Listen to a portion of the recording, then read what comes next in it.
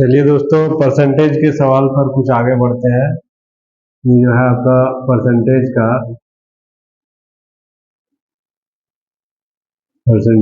Part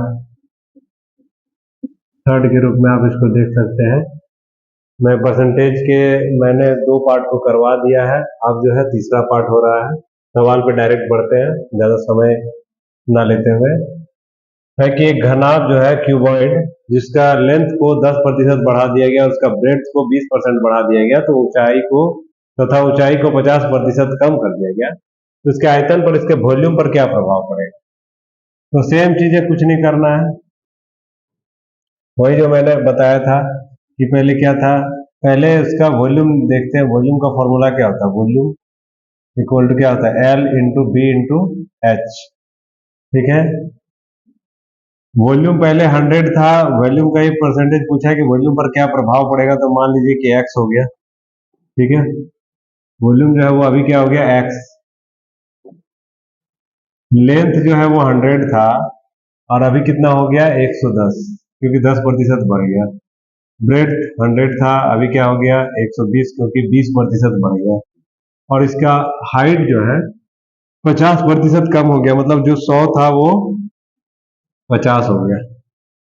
देखिए, 1 2 1 2, ये पूरा 50 से एक बार में, यहाँ 2 बार में, 2 से काटिए 6 बार में, तो x इक्वल टू क्या आ रहा है आपका? 66%। इसका मतलब है 66 आ रहा है। तो जो 66 है, पहले 100 हुआ करता था, अभी 66 हो गया है। इसका मतलब कमी हुआ है, साफ दिख रहा है। तो कमी जो है वो क्या होगा? इक्वल टू 100 माइनस में 66। परसेंटेज में भी वही होगा, क्योंकि 100 से ही कंपेयर कर रहे हैं, इसीलिए ये आपका आंसर हो जाएगा कि 34% जो है वो इसका कमी होगा। कैसे? वॉल्यूम का फॉर्मूला हम देखेंगे, L into B into H होता है, बस उसी में इसको पुट कर दिया गया है, इसको बैठा दिया गया है। और सेम चीज है, 100 था 110 हो गया, 100 था 120 हो गया, 100 था वो 50 हो गया। तो अगर ये 100 था तो वो क्या होगा? x होगा।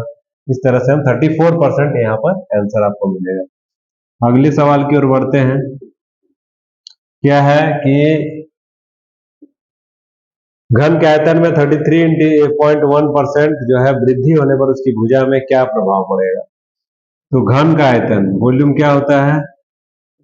क्यूब का वॉल्यूम क्या होता है? ए क्यूब। ठीक है, ये फॉर्मूला होता है। तो पहले 100 था, अभी क्या हो गया? 133.1 हो गया, क्योंकि 33.1 बढ़ गया ना, तो 133.1 होगा। पहले 100 था, अभी ए है। पहले 100 था, अभी ए है। पहले 100 था और अभी ए। ठीक है, इसको स्प्लिट करके लिखा गया है। यहाँ पर 10 से मल्टीप्लाई करिए, 1 2 3, 1 2 3 कट गया। अब ए क्यूब इक्वल टू क्या होगा? 1331 मल्टीप्लाइड बाय 1000। तो ये ए का वैल्यू निकलेगा रूट अंडर में 1331 मल्टीप्लाइड बाय 1000। ये निकल जाएगा 11 इंटू में 10 इक्वल टू 110। तो हम साफ देख पा रहे हैं, जो कि आपका कितना था? 100 था, वो क्या हो गया? 110 हो गया। तो इसका मतलब है कि वृद्धि हो गया है, वृद्धि। और ये वृद्धि कितने का हुआ है उसको आपको देखना पड़ेगा। जो वृद्धि है वो 10 का हुआ है। तो 110 माइनस 100 इक्वल टू 10। परसेंटेज में भी सेम होगा, 10%। This will be your answer. ठीक है, इसमें भी परसेंटेज में भी सेम होगा। देखिए, सवाल डायरेक्ट आपको डेटा इधर उधर करके दिया जा सकता है, लेकिन टाइप को समझना जरूरी है कि वॉल्यूम में चेंज आ रहा है, तो वॉल्यूम का क्या होता है भाई? फॉर्मूला देखेंगे और जो फॉर्मूला है उसके अकॉर्डिंग हम इसको पुट करेंगे। अब अगले सवाल की ओर बढ़ते हैं। सवाल क्या है मेरा? बेलन की त्रिज्या को 40% बढ़ा दिया जाता है, उसके आयतन पर क्या प्रभाव पड़ेगा। ठीक है, वॉल्यूम क्या होता है? सिलेंडर का वॉल्यूम जो होता है वो क्या होता है? पाई आर स्क्वायर एच। पाई क्या है इसमें? पाई जो है वो कांस्टेंट टर्म है, उसका कोई वैल्यू नहीं है, उसको हमको कांस्टेंट रखना है, तो उसको मेजर नहीं करना है। हमें आर स्क्वायर और एच पर विचार करना है। वॉल्यूम पर क्या प्रभाव पड़ेगा? पहले वॉल्यूम 100 था, अभी एक्स हो जाएगा। आर उसका त्रिज्या कितना बढ़ रहा है, 40% बढ़ रहा है, जिसका मतलब जो 100 था वो क्या होगा, 140 होगा। जो 100 था वो क्या होगा, 140 होगा, क्योंकि आर स्क्वायर है इसीलिए 2 बार लिखा गया है। और ऊंचाई जो है वो क्या है, 50% कम हो जाता है, मतलब जो 100 था वो क्या होगा, 50 हो जाएगा। ठीक, ये 100 से ये 100 कट गया, 1 2 1 2, 50 एक बार में, ये 2 बार में, इससे काटिए 7 बार में, 14 सतह कितना होगा, 98। इसका मतलब x का वैल्यू क्या आ गया, 98। मतलब जो 100 था वो 98 हो गया, तो साफ दिख रहा है कि यहाँ पर कमी है। कमी कितने का कमी है, 100 में से घटा दीजिए 98 को, इसका मतलब 2 का कमी है। परसेंटेज में अगर कमी का बात करें तो क्या होगा, 2%। कमी प्रतिशत का बात करेंगे तो 2%, क्योंकि 100 से ही तुलना किया गया था, इसीलिए। इस तरह से हम देख पा रहे हैं कि सवाल को बहुत इजी वे में ये जो ये सवाल है इनको हम सॉल्व कर पा रहे हैं, एक ही लाइन में आंसर आ जा रहा है। और जब आप प्रैक्टिस ज्यादा कर लेंगे तो आपको कैलकुलेट करने का भी जरूरत नहीं पड़ेगा, आपके मन में ही आंसर आ जाएगा, कलम उठाने का भी जरूरत नहीं पड़ेगा। चलिए अगले सवाल की ओर बढ़ते हैं। अगला सवाल क्या बोल रहा है कि आयत की लंबाई चौड़ाई को 20% बढ़ा दिया जाए तो परिमाप पर क्या प्रभाव पड़ेगा। देखिए, इस सवाल को जानने से पहले पहले थोड़ा सा इसको एलेबोरेट करते हैं। पेरीमीटर क्या होता है आयत का, पेरीमीटर ऑफ रेक्टेंगल क्या होता है, फॉर्मूला 2 इंटू में L प्लस बी। ठीक, इसको आप क्या करिए, 100% मान लीजिए। कोई भी चीज अपने आप में शुरुआत में रहता है तो वो क्या रहता है, 100% ही रहता है। कोई भी चीज अपने आप में जब वो इनिशियल स्टेज में है तो वो 100% ही है। इसको ध्यान में रखिए, बहुत इंपॉर्टेंट बात है कि कोई भी चीज अगर आप मान रहे हैं तो सबसे पहले शुरुआत में आपको उसको 100% ही मानना पड़ेगा। अब आगे बढ़ते हैं। न्यू पेरीमीटर, नया परिमाप जो है वो क्या होगा, न्यू पेरीमीटर क्या होगा भाई, परिमाप,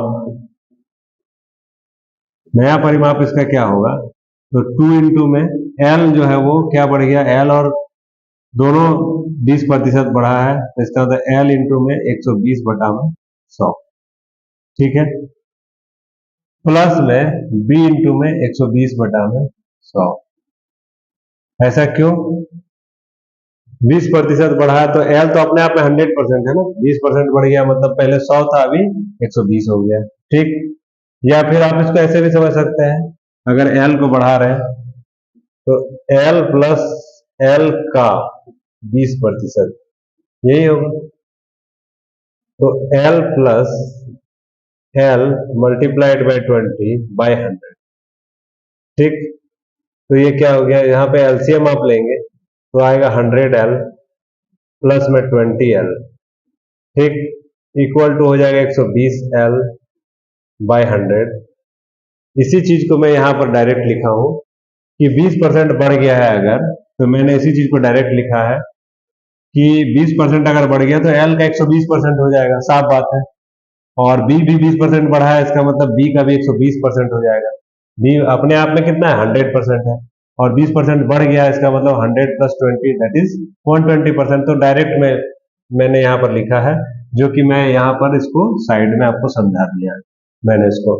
अब मैं आगे बढ़ रहा हूं, 2L प्लस बी इंटू में 120/100।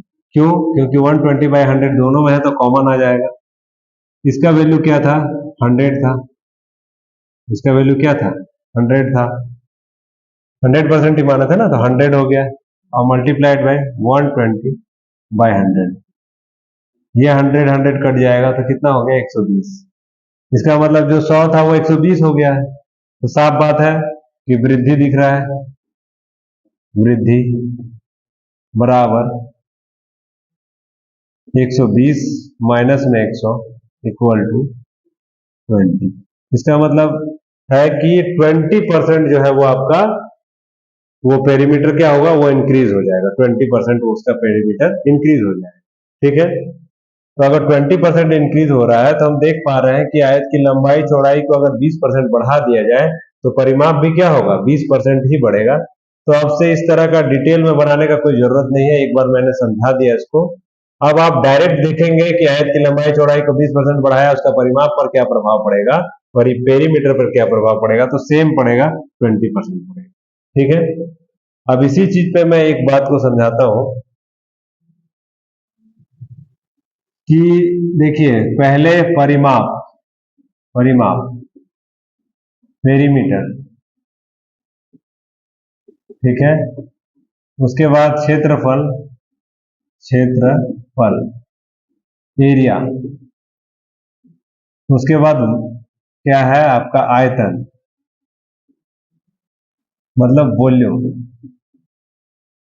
ठीक, परिमाप जो है उसका यूनिट क्या होता है, मीटर। एरिया का यूनिट क्या होता है, मीटर स्क्वायर। और वॉल्यूम का क्या होता है, मीटर क्यूब। ठीक, इसका मतलब है m पे पावर 1, m पे पावर 2 और m पे पावर 3। अब इस चीज को हमको ध्यान में रखना है कि अगर m पे पावर 1 होगा तो एज इट इज आंसर हो जाएगा। यदि m पे पावर 2 वाला क्वेश्चन में रहेगा, एरिया निकालना रहेगा, तो हम उसमें क्या करेंगे भाई, तो उसमें हम 2 बार करेंगे, जो कि प्राइस इंटू कंजम्पशन वाला जो है एक्सपेंडिचर, ये करेंगे। ठीक है, और अगर 3 बार रहेगा तो 3 बार मल्टीप्लाई करेंगे, जैसे x by 100 multiplied by x by 100 multiplied by x by 100।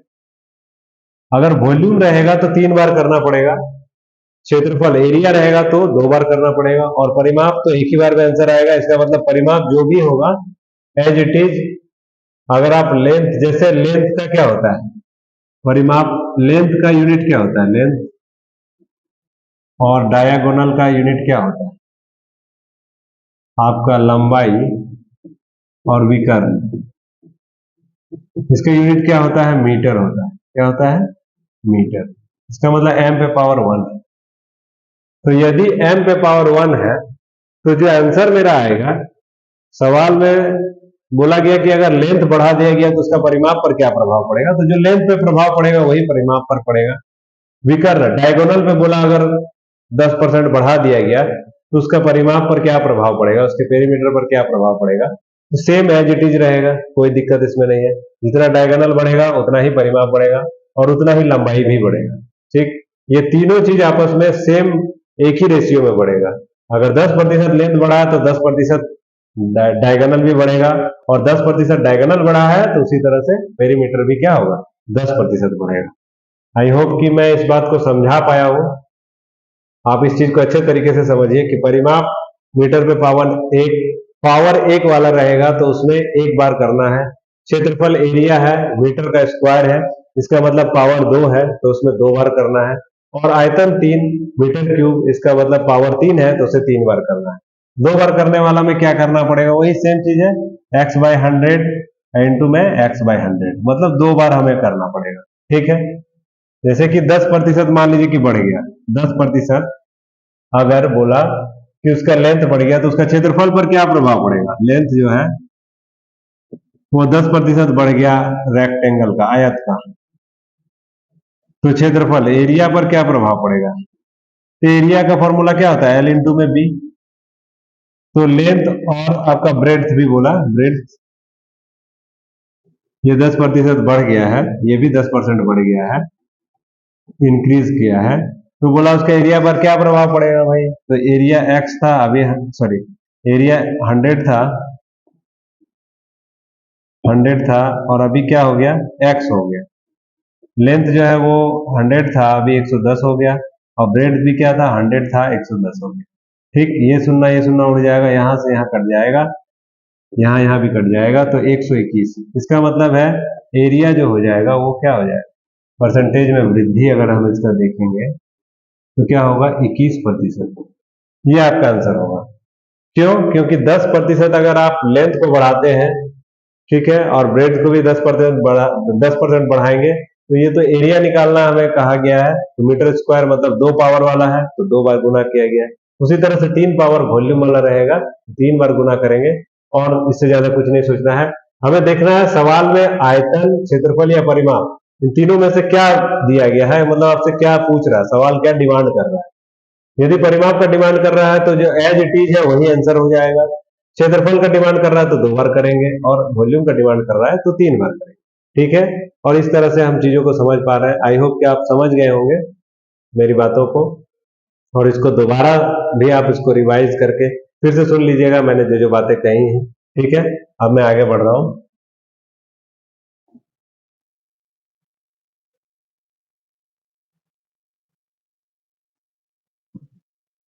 ठीक है, कि एक घनाभ के लंबाई तथा चौड़ाई को 10% बढ़ा दिया गया, तो इसके वक्र पृष्ठ क्षेत्रफल, यहाँ पर क्या दिया गया है, क्षेत्रफल, तो ऑब्वियसली ये 2 बार करना पड़ेगा।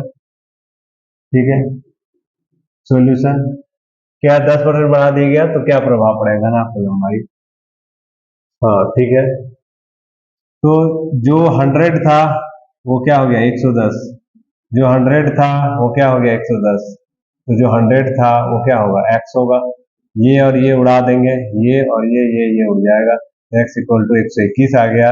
इसका मतलब वृद्धि दिख रहा है साफ साफ, कितना का भाई 21%, कितना का 21% का, क्योंकि 21 में वृद्धि है तो 121 माइनस 100 डिवाइडेड बाय 100 इंटू में 100, चीज वही आना है, 21 आना है, तो 21% इसका आंसर होगा। ठीक है, अब मैं आगे बढ़ रहा हूँ। आयत के विकर्ण को 40% बढ़ा दिया गया तो क्षेत्रफल पर क्या प्रभाव पड़ेगा।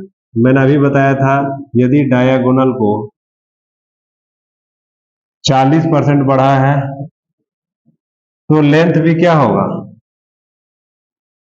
40% बढ़ेगा, और ब्रेड्थ भी क्या होगा 40% ही बढ़ेगा।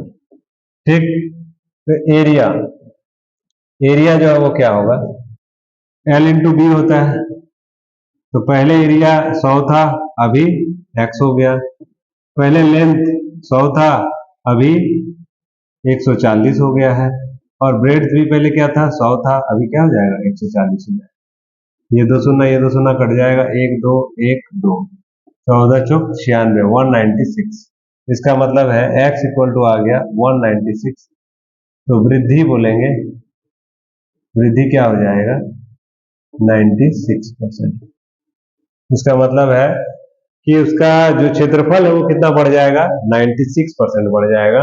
आयत के विकर्ण को यदि 40% बढ़ा दिया गया, उसका क्षेत्रफल 96% बढ़ जाएगा। आई होप कि ये सब चीजें आपको समझ आई होंगी। अब जो है मैं आगे बढ़ रहा हूं अगले सवाल पे। सवाल है कि एक व्यक्ति, अच्छा पहले इसको देखते हैं, एक घनाभ में लंबाई 18% और चौड़ाई में 16% और ऊंचाई में 10% की वृद्धि की जाती है, कि पृष्ठ क्षेत्रफल पर क्या प्रभाव पड़ेगा। तो यहाँ पे एक चीज है जो आपको ध्यान देना है, पृष्ठ क्षेत्रफल पर कम से कम, कम से कम, ठीक, ये सवाल में थोड़ा सा छूट गया था, कम से कम क्या प्रभाव पड़ेगा। देखिए घनाभ है, देखिए ये क्या है घनाभ, ठीक, ये आपका क्यूबॉइड है, क्यूबॉइड किससे मिलकर बना होता है मैं पहले ही बता चुका हूं, ये रेक्टेंगल से मिलकर बना होता है।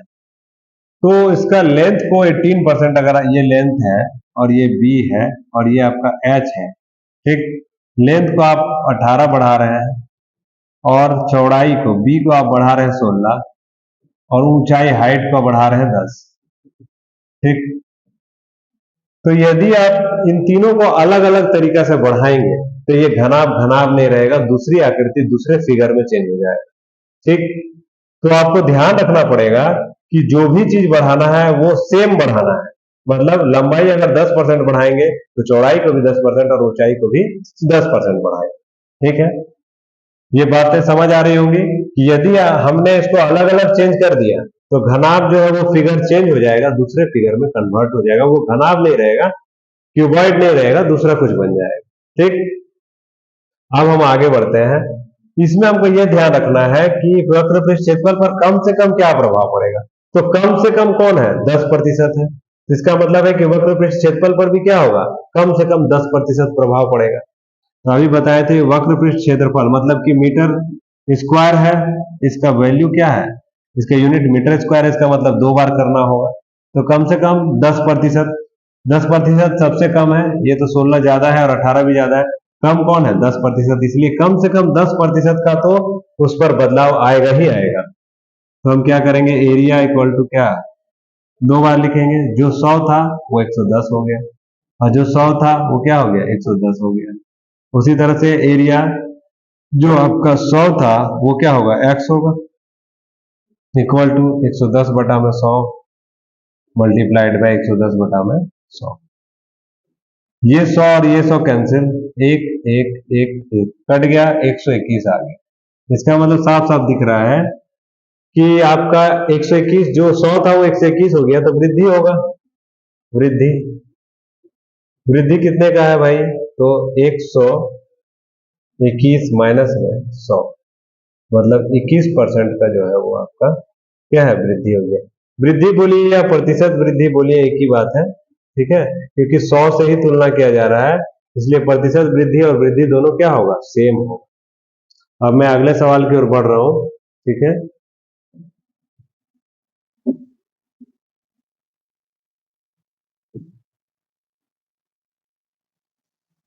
अगला सवाल क्या है कि एक व्यक्ति महीने में 120 घंटे काम करता है, 60,000 रुपये कमाता है, उसका प्रति घंटा वेतन 50% बढ़ जाता है, तो उसका नया वेतन 80,000 रुपये। ठीक, ये उसी पर बेस्ड है, price into consumption equal to expenditure पर ही बेस्ड है। 120 घंटे काम करता है, ठीक है, तो उसका प्रति घंटा वेतन 50% बढ़ जाता है, तो ये आपका प्राइस हो गया। जो 100 था वो क्या हो गया, 150 हो गया, इंटू में जो 120 था, हमको निकालना क्या है कि अब वो कितने घंटे काम करेगा, तो वो एक्स काम करेगा। 120 घंटे पहले काम कर रहा था, और जो रुपए है वो पहले उसको कितना मिल रहा था, 60,000, और अब उसको क्या मिल रहा है, 80,000। ठीक, यहां से काट दीजिए, दो तिया 6, दो चौके 8, तीन एकम 3, तीन चौके 12, पांच तिया 15, पांच तिया 15, पांच दूनी 10, दो से और क्या कटेगा, कुछ नहीं कटेगा। ठीक है, तो x इक्वल टू क्या हो गया, 160 बटा में 3। ठीक, तो x इक्वल टू आ गया 3 × 5 = 15, एक बचा 3 × 3 = 9, एक बटा 3, मतलब 53.1/3 घंटा वो काम करेगा। 53.1/3 घंटा जो है वो काम करेगा। ठीक है, मतलब है कि पहले जो है वो 120 घंटा काम कर रहा था, प्रति घंटा वेतन 50% बढ़ गया, तो ऑब्वियसली उसको कम काम करना पड़ेगा, तो 53.1/3 घंटा उसको काम करना पड़ेगा। इधर से इधर कट जा रहा है, कुछ तो बच नहीं रहा, 40 × 80, ओ यहाँ पर सॉरी सॉरी, थोड़ा सा यहाँ देख लेते हैं, 4 × 4 = 16, 16 × 32, इसका मतलब 100, इसको मैं देख रहा हूँ 32 से, एक बार आप, मैं फिर से इसे देख रहा हूँ, कुछ मिस्टेक हो रहा है, देखता हूँ क्या मिस्टेक है। जैसे है कि एक व्यक्ति महीने में 120 घंटे काम करता है, ठीक है, उसका वेतन 50% बढ़ जाता है, तो 50% मतलब पहले 100 था, 150 हो गया। ठीक, पहले वो 120 घंटे काम करता था, अभी x घंटे काम कर रहा है। पहले वो 60,000 रुपये कमाता था, और अभी 80,000 कमा रहा है। यहाँ से यहाँ कट जाएगा, दो 3 बार में, दो 4 बार में, 50 से काटिए 3 बार में, 50 से काटिए 2 बार में, 3 से काटिए 40 बार में, 3 चौक 12 होता है, 4 दूनी 8, 8 चौक 32, x इक्वल टू हो गया 320 बटा में 3, 3 एकम 3, 0, 3 छक 18, 2 बटा में 3, इतना घंटा वो अभी काम करेगा। ये आपका आंसर होगा। ठीक है, तो थोड़ा सा कैलकुलेशन मिस्टेक था, लेकिन अभी रेक्टिफाई कर लीजिए इसको, 106.2 बटा में 3 घंटा ये काम करेगा। ठीक है, अब मैं आगे बढ़ रहा हूं अगले सवाल की ओर।